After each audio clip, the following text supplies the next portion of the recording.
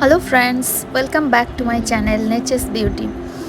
আর আজকে দেখো যে ক্লিপগুলো আমি তোমাদের দেখাচ্ছি এগুলো 2021 সালে আমার ছাদ পুরো ভর্তি হয়েছিল। তো এগুলো হ্যাঙ্গিং বাস্কেটে করা হয়েছিল। তো ফুলের নামগুলো আমি বলছি না, যেহেতু অনেক রকমের ভ্যারাইটি ছিল, তো সেই জন্য আমি আর নাম বলছি না, কারণ নাম বলতে শুরু করলে আমি ফোকাস থেকে সরে যাব আর কি। আজকে যে জন্য আমি ভিডিওটা বানিয়েছি যে তোমরাও কিভাবে এই ধরনের ফুল পেতে পারো, তো তার জন্য যে মাটিটা তৈরি করতে হবে সেটা এটা তো টোটালটাই উইন্টার গার্ডেন দেখতে পাচ্ছ আমার ছাদ। তো কিভাবে তোমরা এরকম সুন্দর ফুল পেতে পারো, তো তার জন্য মাটিটা তোমরা কিভাবে তৈরি করবে সেটা নিয়েই আজকে আমি ভিডিওটা তৈরি করেছি। তো চলো ভিডিওটা শুরু করি। আর তোমরা যদি আমার এই পুরো ছাদটার ফুলগুলো দেখতে চাও, তো এই ক্লিপগুলো পুরোটা যদি দেখতে চাও, তো আমাকে প্লিজ কমেন্ট করে জানিও, আমি নিশ্চয়ই এটার জন্য একটা আলাদা করে ভিডিও বানাবো। তো প্রথমেই দেখো আমরা যেটা করি, মোটামুটি আমাদের সেপ্টেম্বরের এন্ড অথবা অক্টোবরের ফার্স্ট উইক থেকেই মাটি তৈরি করা শুরু করে দেওয়া হয়, কারণ যেহেতু অনেক গাছ তো সামলানো যায় না, আর এই মাটিটা তৈরি করে তো ইমিডিয়েট কাজ করা যায় না।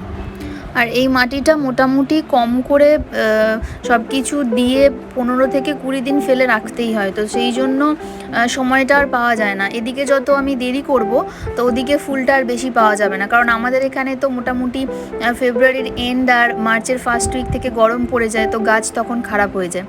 তো তোমরা যদি একদম খুব শীতটার মধ্যে গাছগুলো, মোটামুটি ডিসেম্বরের মধ্যে গাছগুলো যদি বড় করে ফেলতে পারা যায়, তাহলে হয় কি ফুলটা 2 মাস কন্টিনিউ পাওয়া যায় একদম গাছ ভর্তি করে। আর আমি তোমাদের ফার্স্টেই ক্লিপ দেখালাম যে 2021-এর, এবং শুধু 2021-এর না, এটা আমার এভরি ইয়ার হয়ে থাকে। সেই ক্লিপগুলো আমার কাছে নেই, জাস্ট এটার একটা হ্যাপাজার্ডলি ক্লিপ নেওয়া ছিল, তো সেইটুকুই আমি তোমাদের দেখাতে পারছি। যদি আমি জানতাম যে আমি পরে চ্যানেল করব, তাহলে সেই হিসেবে আমি পুরো ডিটেলিং তুলে রাখতাম আর কি। তো আমি মোটামুটি একটা আন্দাজ তোমাদের দিয়ে দিচ্ছি, তো তোমরা মাটিটা কিভাবে প্রিপেয়ার করবে, বা আমি আমার বাগানে মাটিটা কিভাবে তৈরি করি, সেটার টোটালটাই আমি তোমাদের সামনে তুলে ধরছি আর কি। চেষ্টা করেছি তুলে ধরার আর কি। কতটা বোঝাতে পেরেছি আমি জানি না, তোমরা কিন্তু কমেন্টের মাধ্যমে আমাকে জানিও যে ঠিকঠাক বোঝাতে পেরেছি কিনা, বা যদি কোনো অসুবিধা হয় সেটাও আমাকে জানিও। তো ফার্স্টেই দেখো মাটি আমার নেওয়া হয়েছে 10 বস্তা, সিমেন্টের যে বস্তা আসে সেই বস্তার 10 বস্তা মাটি নেওয়া হয়েছে, এবং তার সাথে দেওয়া হয়েছে 20 কেজি কম্পোস্ট। যে কোনো কাইন্ড অফ কম্পোস্ট তোমরা নিতে পারো, সেটা ভার্মি কম্পোস্ট হতে পারে বা কাউডাং কম্পোস্ট হতে পারে। তো আমার এখানে নেওয়া হয়েছে ভার্মি কম্পোস্ট। আর নেওয়া হয়েছে এই যে মিক্স যে সারটা দাদা দেখাচ্ছে, দেখো এটা একটা টোটালটার একটা মিক্স করা আছে আর কি, কারণ দোকান থেকে নিয়েই এসেছে ওরকমভাবে। তো এর মধ্যে আছে যেটা হচ্ছে 2 কেজি হাড়ের গুঁড়ো বা বোনমিল, 2 কেজি ফসফেট, 2 কেজি নিম খোল, 2 কেজি বাদাম খোল, 3 কেজি মাস্টার্ড কেক। টোটালটা এখানে ভালো করে মিক্স করা, দাদা নিয়ে এসে ওটা মিক্স করে দিয়েছে আর কি। তো তারপরে আমি তোমাদের দেখাচ্ছি আর কি। এরপরেও আরও 2টো জিনিস যোগ করা হয়েছে, তো সেগুলোও খুব দরকারি জিনিস, ওটা না যোগ করলেই নয়। তো দেখো এই জিনিসটার নাম হলো, এটাকে কৃষি চুন বলা হয় বা কলি চুন বলে অনেকে। তো এটা এর মধ্যে 500 গ্রাম দেওয়া হয়েছে। আর একটা জিনিস যেটা দেখাচ্ছি দেখো আমি, তো এইটা দেওয়া হয়েছে, এটাকে আমরা এখানে দানা বিষ বলি। তো এটাও দেওয়া হয়েছে প্রায় 500 গ্রামের মতন। এই দানা বিষটা দিলে কি হয়, যে কেঁচোর যে অত্যধিক পরিমাণে যে মাটিতে কেঁচো হয়, সেটাকে খানিকটা কন্ট্রোল করা যায় আর কি। যে অনেক কেঁচো হলে কি হয়, গাছের গোড়া এমনভাবে, একে তো ছোট্ট জায়গা, এমনভাবেই গাছের নরম শিকড়গুলোর মধ্যে জড়িয়ে থাকে যে ওদের বাড়তে কষ্ট হয় গাছগুলোর, তো তখন গাছ ঠিকঠাক বড় হয় না। তো তার জন্য মাটি তৈরির সময় আমাদের প্রত্যেকবার এটা মেশানো হয় আর কি। তো এটা 500 গ্রাম দেওয়া হয়েছে। এই যে কলি চুন আর এই যে দানা বিষটা আমাদের দেওয়া হলো, তো তোমরা আগে যেখান থেকে তোমরা ফার্টিলাইজার কিনো গাছের জন্য, তো সেই জায়গাতে গিয়ে ফার্স্টে আগে খোঁজ করে দেখো। যদি না পাও তাহলে তোমরা অনলাইনে সার্চ করতে পারো, আমি নাম দুটো ডেসক্রিপশন বক্সে দিয়ে দেবো, তো তোমরা সার্চ করলে আশা করব পেয়ে যাবে। আমার কিন্তু আমি এটা অনলাইনে কিনিনি, এটা আমার দোকান থেকেই আনা হয়েছে, মানে যে দোকান থেকে আমার ফার্টিলাইজার কেনা হয় সেই দোকান থেকেই এগুলো আনা হয়েছে। আর একটা কথা বলি, যে তোমরা যে কম্পোস্টটা ইউজ করবে, কম্পোস্টটা যেন মানে খুব বেশি পুরনো না হয়। যদি ভার্মি কম্পোস্ট হয়, যেন মানে কি বলবো, ওটা যেন সেই রসা রসা ব্যাপারটা থাকে, যেন শুকিয়ে না যায়, মানে সেরকম কম্পোস্ট নেবে না। ওই রসটা থাকলে তবেই সেটা কাজ করবে, মানে যেটা আমরা চাইছি আর কি, মাটিটা তবেই উর্বর হবে। তো তা না হলে কিন্তু হবে না, একদম শুকনো নিয়ে এসে মিশিয়ে দেবে সেটা নয়। কম্পোস্ট কেনার সময় চেক করে নেবে যে ওটা মানে ভিজে ভিজে মতন আছে কিনা। আর যদি গোবর সার হয় সেক্ষেত্রে পুরনো হলে কোনো অসুবিধা নেই। কিচেন কম্পোস্ট হলে মোটামুটি 3 থেকে 4 মাসের পুরনো কম্পোস্ট তোমরা ইউজ করবে আর কি।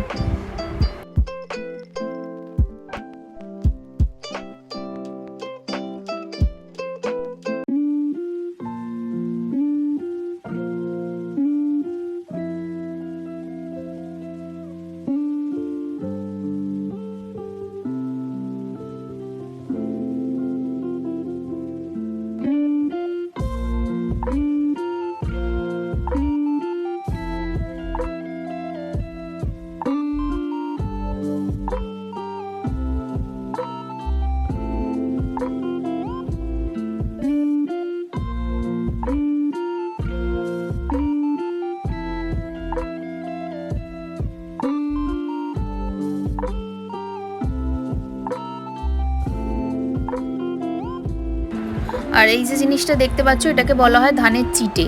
মানে যে ধানগুলোর যে ধানের শীষের মধ্যে যেগুলোর মধ্যে আর কি ধান হয় না, সেগুলোই ওই চিটে হয়ে যায়। তো সেই রকমই এটা হলো 5 কেজি দেওয়া হয়েছে।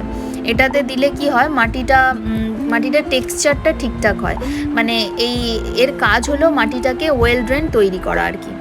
তো সেই হিসাবে এটা মেশানো হয়েছে। আর আমার যে মাটিটা আমি ইউজ করেছি, 2 রকমের মাটি আছে। একটা হলো মানে আমার পুরনো মাটি, মানে যেগুলো বাগানের হয় না অনেক সময়, যে গাছ তুলে নেওয়ার পর যে মাটিটা বেঁচে যায় সেটাই তুলে রাখা হয়েছিল, সেই মাটি আছে প্রায় 5 বস্তার মতো। আর আমার নতুন ফ্রেশ মাটি আনা হয়েছে, মানে ভালো মাটি একদম, ওটা বেলে মাটি, তো ওটা 5 বস্তা আছে। তো 2 রকম মাটিকে মিক্স করেই আমার এটা তৈরি হয়েছে। আর আমি যে রেশিওটা দিলাম সেইভাবেই মানে তোমরা কম বেশি করে নেবে, কারণ সবার তো আর এত গাছ হয় না। তো সেই হিসেবে যেন খাবারটা যেন এতটা করে দিও না, তাহলে কিন্তু গাছ খারাপ হয়ে যাবে। মানে মাটি অত্যধিক পরিমাণে ফার্টিলাইজড হলে গাছ একদম খারাপ হবেই। তো তোমরা আমি যে হিসেবটা দিলাম সেটার হিসেবে তোমরা কম বেশি করে নেবে আর কি, তাহলেই হবে। আর একটা জিনিস যেটা জরুরি, যে প্রত্যেকটা জিনিসকে মানে মিশিয়ে নেওয়াটা খুব জরুরি। মানে সে ভার্মি কম্পোস্ট বলো আর যে খাবারগুলো আমি বললাম, প্রত্যেকটা জিনিসকে ভালো করে মিক্স করে নিতে হবে মাটির মধ্যে, নিয়ে মোটামুটি অন্তত খাবারটা দিয়ে 15 থেকে 20 দিন ফেলে রাখতেই হবে। তারপর সেটা গাছ বসাবার জন্য মানে তৈরি হবে মাটিটা আর কি। তো ওটার মধ্যে জল দিয়েও রাখতে পারো, বা কেউ ওটাকে ওই শুকনো বস্তার মধ্যে ভরে আর মানে ফাঁকা জায়গায় রেখে দিতে পারো। তাতে হবে কি, আলাদা করে আর জল দিতে হবে না। এমনিই তো বৃষ্টি মাঝে মধ্যেই এখন ভালোই বৃষ্টি হচ্ছে, তো ওই জলেই মাটিটা তৈরি হয়ে যাবে। মানে বস্তাটা একটু হালকা করে বন্ধ করবে, মানে একদম খুব চেপে আঁটবে না, তাহলে ভিতরে জলটা ঢুকবে না। একদম আলগা করে জাস্ট মুখটা বন্ধ করে আর রেখে দেবে ওই অবস্থায়, কোনো একটা জায়গায় দাঁড় করিয়ে রেখে দেবে। আর কেউ যদি শেডের নিচে মাটিটা রাখো, সেক্ষেত্রে তারা ভালো করে জল দিয়ে তার উপর প্লাস্টিক চাপা দিয়ে রেখে দেবে, এবং ওই মাটিটাকে মানে সময় সময় অন্তত 1 সপ্তাহ 2 সপ্তাহ ছাড়া, মানে যেরকম মাটিটা চেক করে দেখবে, যে যদি দেখো যে মাটিটা শুকিয়ে গেছে, দেন মানে শুকনো হওয়ার আগেই ময়েস্ট থাকতে থাকতেই তোমাকে আবার জলটা দিতে হবে। তো আমার সেই প্রসেসিংটা করা নেই, কারণ আমার অনেক মাটি অতটা করার এখন সময়ও নেই। তো সেজন্য আমার জাস্ট ওটা খোলা জায়গায়, মানে খোলা ছাদে রাখা আছে আর কি। কিছুটা ছাদে রাখা আছে, কিছুটা আমার মানে নিচের গার্ডেনে মানে মাটির উপরে রাখা আছে, বসানো আছে বস্তাটা। মানে ও এমনি যে আকাশ থেকে যে বৃষ্টিটা হবে ওতেই যে ভিজে যাবে, ওতেই মাটিটা তৈরি হয়ে যাবে। আর এইভাবেই আমার প্রত্যেক বছর মোটামুটি পুজোর আগে বা দুর্গা পুজোর পরে মানে যখন যেরকম সময় পাওয়া যায় করে নেওয়া হয়। তো এবছর আমি ভিডিওটা দেবো বলে পুজোর আগেই করেছি, তা না হলে আমার মোটামুটি পুজোর পরেই হয়ে যায় আর কি। তো এখন করে নিলে সুবিধে হবে কি, মানে আমি অক্টোবরের এন্ডের দিকে চেষ্টা করব গাছগুলো সব লাগিয়ে নেওয়ার। অবশ্য বৃষ্টিটা দেখে লাগাতে হবে, কারণ আমার তো পুরোটাই মানে শেড তো নেই আমার ছাদে, পুরোটাই ওপেন এরিয়া। তো বেশি বৃষ্টি হলে গাছ লাগিয়েও কোনো লাভ নেই, সব গাছ প্রায় ছোট ছোট চারা মারাই যায়। তো সেজন্য এত কিছু ভেবে চিন্তে আর কি গাছ করতে হয়।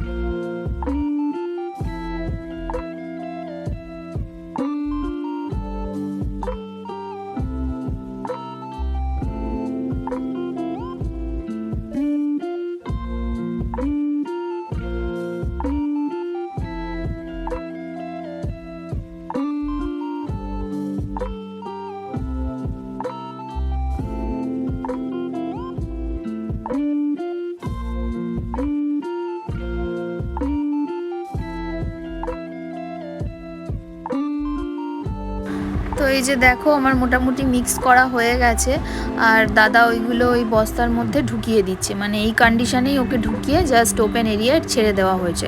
মানে জল টল আমার কিছু মেশানো হয়নি, এর মধ্যে জল দেওয়া হয়নি। আমি আগেই বললাম যে তার কারণ হলো আমার যেহেতু ওপেন এরিয়া আছে আর এখন যেহেতু বৃষ্টি হচ্ছে, তো ওটাই এদের জন্য এনাফ, আর আলাদা করে কিছু জল দিতে লাগবে না। তো এটা মাথায় রাখলেই হবে।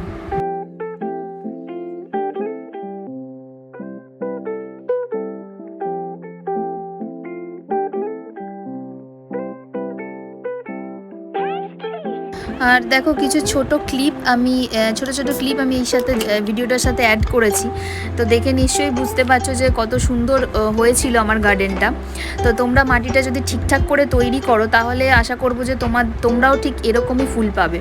তবে হ্যাঁ, একটা জিনিস ম্যান্ডেটারি, যে রোদ্দুর থাকাটা জরুরি, তো সেটা খেয়াল রাখবে যেন রোদ্দুর থাকে যেখানেই তুমি গাছটাকে প্ল্যান্ট করো। তো শীতের যেহেতু ফ্লাওয়ারিং প্ল্যান্ট, তো অবশ্যই রোদের দরকার, সেটা মাথায় রাখতে হবে। আর দ্বিতীয়ত হলো এই মাটি তৈরিটা, এটা যদি ঠিকঠাক হয় তো তোমার মানে গাছ ভর্তি ফুল হতে বাধ্য। তো যদি তোমরা এই পুরো ভিডিওটার এই যে আমি ছোটো ছোটো ক্লিপগুলো দেখিয়েছি, এটার ডিটেলিং তোমরা দেখতে চাও, দেন আমাকে কমেন্ট করে জানিও।